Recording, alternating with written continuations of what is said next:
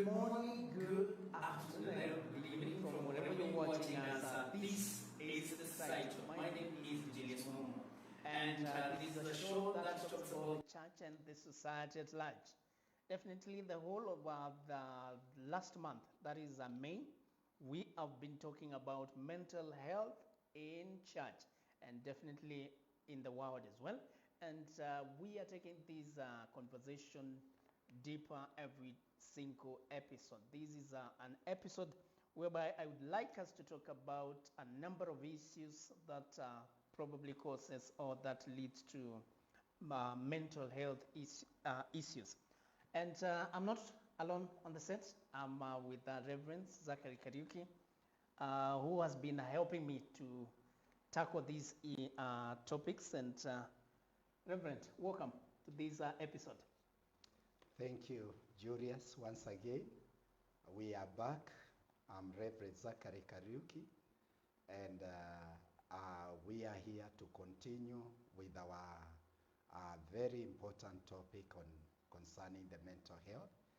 And I believe somebody somewhere is getting a help from this discussion.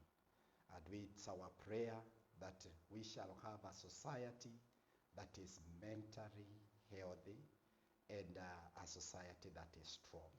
Thank you. Thank you, Percy. And before we continue, I'd like us to just inform you that we are live on Facebook and YouTube. You can definitely get in touch with us on all those platforms. Interact with us, leave a comment. Definitely will give a feedback on every comment that we shall have on those platforms. Percy, I would like us to tackle a number of issues on this episode.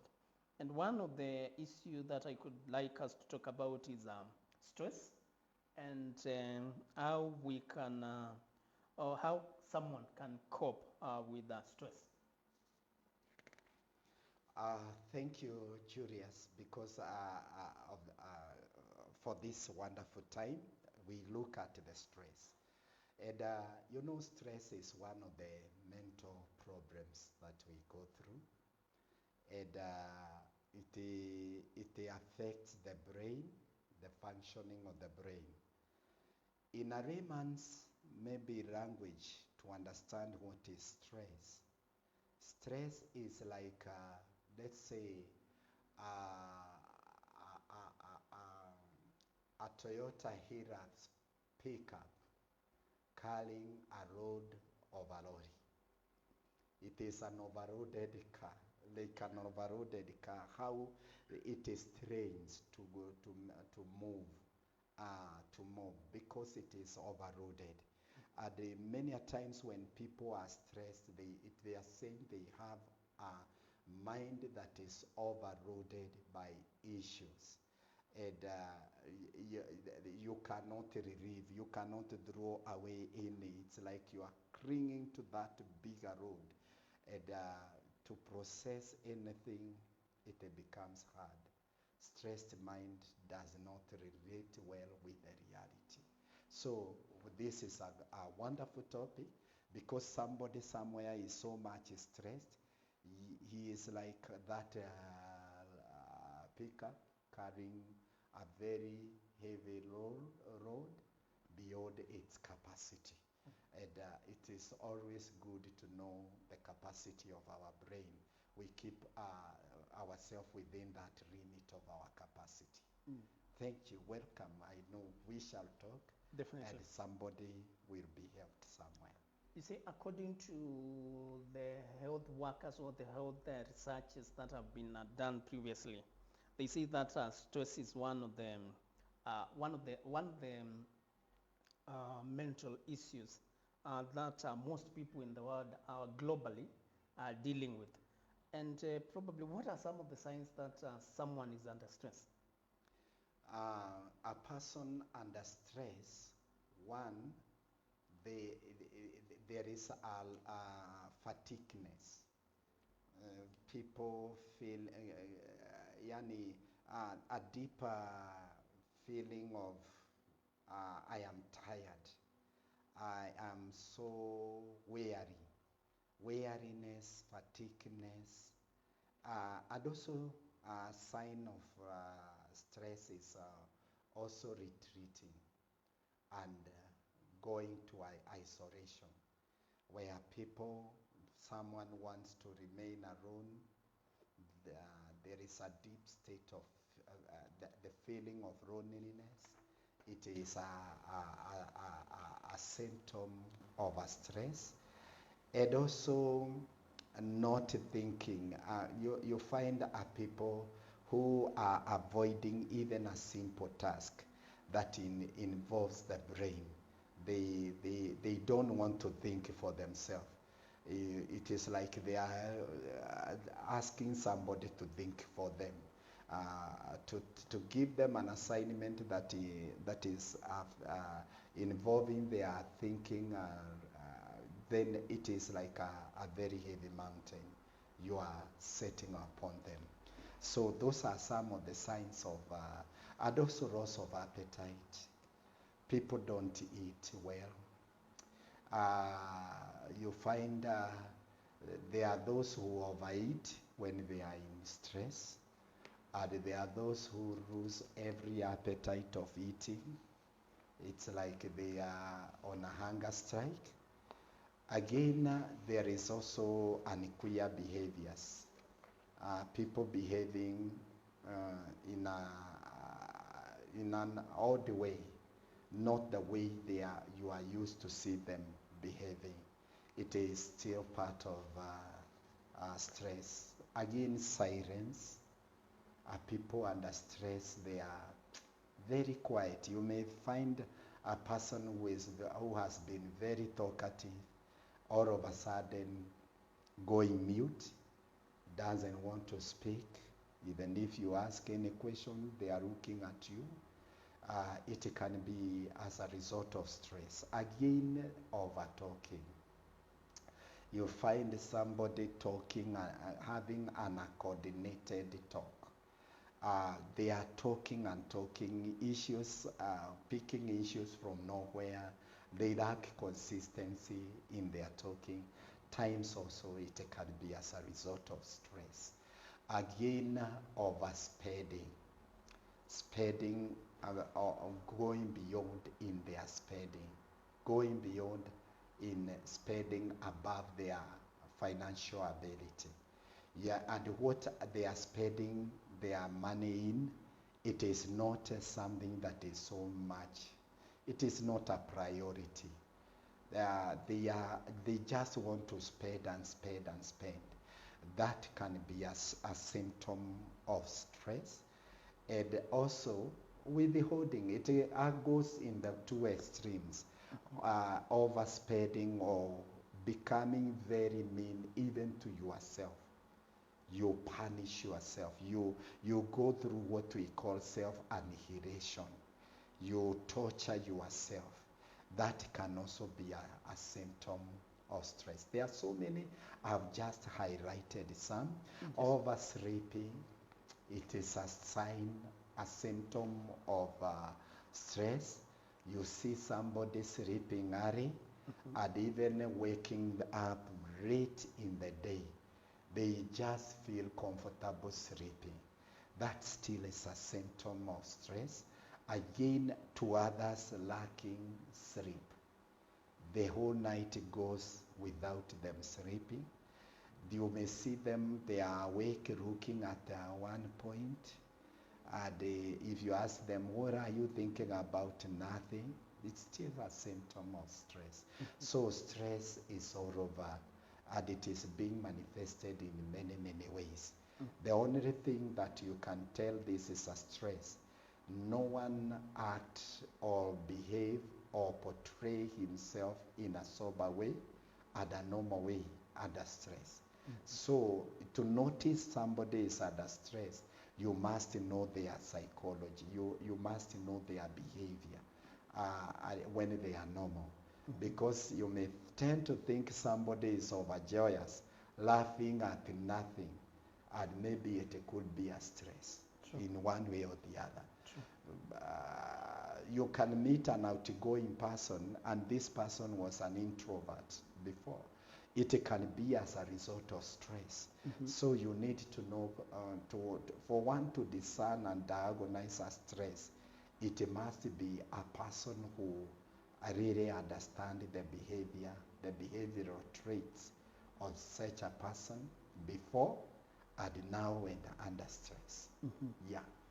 And you've given previous, earlier on you talked about a car, and you'd given an example of Toyota Hilux carrying a heavy load more than how it's supposed to carry.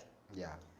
And have you ever met, let's say, probably your age mates, and you're like, this person is not of my age mate because of the way they look? I'm sorry to either to smile or to laugh about it. Yeah. Because the way they look, if they are you and that person, they are put together, or you are put together, and someone says, can you choose who is older than who? Someone could say you are younger than that person, but you are in real age mates. Yes. Could that be also that the person have overburdened their mind, or overburdened their spirit, or their mind, their body beyond what it can carry? Yeah, I would say that, do you know, one thing I learned about the mind, our mind is the first organ that begins to develop when we are like an embryo in the mother's womb. And you see, because the brain, it develops slowly, gradually, and the brain of a human being is the last organ in our body to grow. And the strength of a human being revolves around the strength, how strong their mind is. When the mind is under attack, you lose the power of life. And when you are losing the power of life, many organs in our body are affected. It can be our facial look. Sometimes even people lose hair on their head, and it becomes gray hair because of the kind of the issues that are affecting them. Yes, in the natural biological formation, these things, they come, and they come with a certain age. But you can grow earlier than your time, grow old earlier than your time. You can start losing your memory because of the attack that is in the mind. You at 50, you are forgetful, you cannot even coordinate anything, and people are saying you have become old. But it's simply, sometimes it is an attack that is in our brain. So when brains are taken care of, our mind is taken care of, even at 90, you can be very strong, because the strength of this body somehow relates with our mind. And you are very powerful when you carry sober and sound mind, even at age 120. The Bible says that at age 120, Moses was so strong and was of sound mind. Why sound mind? Because the strength of a human being revolves around the mind. So we should not just assume and ignore our mind. We need to take care of it. We need to determine what is it that we are allowing into our mind, kind of food that makes our mind strong. Many things, many factors, they really matter if we are to become strong in this life. But just overload your mind with worry and stress and every garbage, you will become weak and old. If we are put on a parade together, we cannot. If somebody would say this one is older than the other, and maybe he is the youngest. True. The person who is said to be older, maybe you are ahead of that person in a number of years. True. It's because of their brain, how they have taken care of their brain. And I encourage the viewer everywhere, Please mind about your brain. Don't allow your brain to carry the whole world and everything that is in the world. Be decisive what you should allow into your brain and what you should cast out like a garbage. True. Yeah. Pastor, I recently was looking at an article that I think has been published online, mostly on Google and all that. And most of the people, or most of the researchers say that men mostly are affected more than ladies, simply because they say that men don't talk their issues. They don't expose whatever they are passing. Yes. And when a lady comes out and meets another lady, even if it's not their real friend, they can share, and that thing just disappears. What do you say on that? Yeah, you know, part of our healings, therapy for mental problems, is by sharing and talking it out. We say talking it out.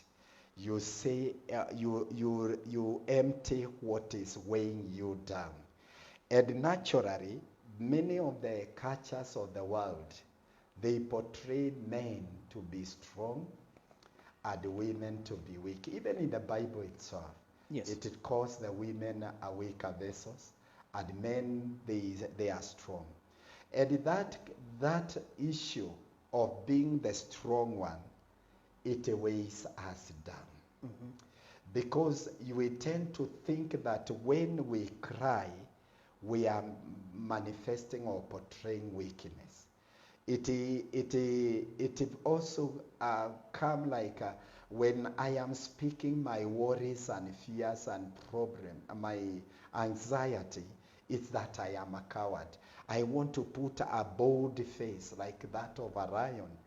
And even among the lions, let's look at the natural world, the wild animals.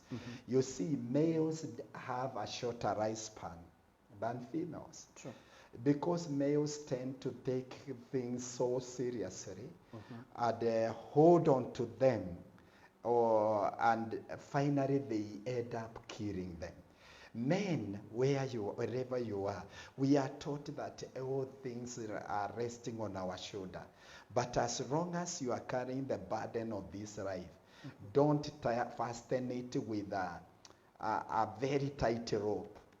Make it you are carrying it rightly, such that if at any time it can fall off from your shoulder. Because if you hold it and you have to carry it, definitely you will die, and the people you are worried about or carrying their burdens, they will continue living. And maybe they will excel after you are gone, yet you died for them. Sometimes it is good not to be so serious and accept even defeat is part of the process of your success or failure or shame. It can be part of your preparedness for preparation for fame.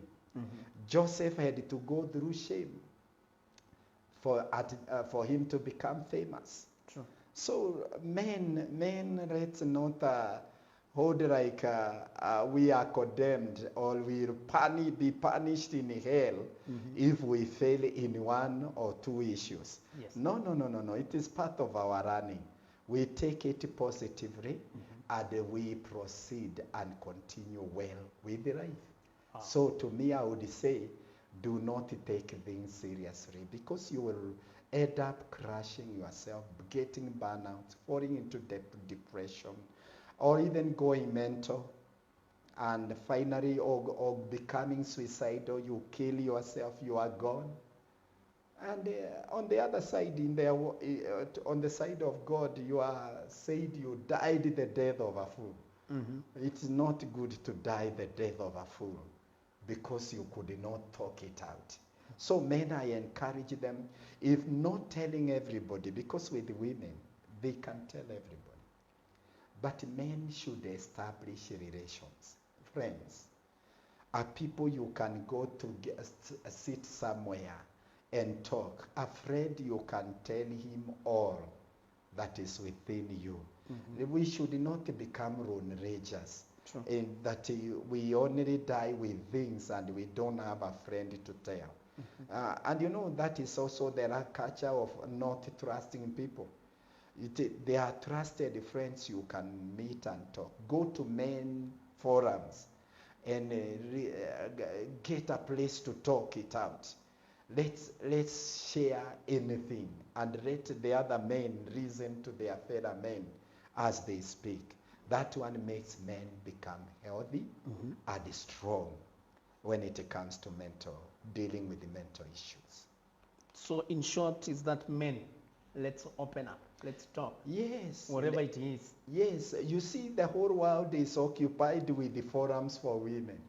Women Day, Mother's Day, international forums, even in the church. Yes. Many of the activities are revolving around women.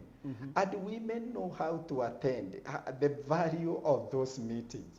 But when we do even a meeting for men in the church, you need to convince them to leave that job they are doing or the business and close the doors to come and enjoy themselves. Men, even if you take them retreat, they are harassing you.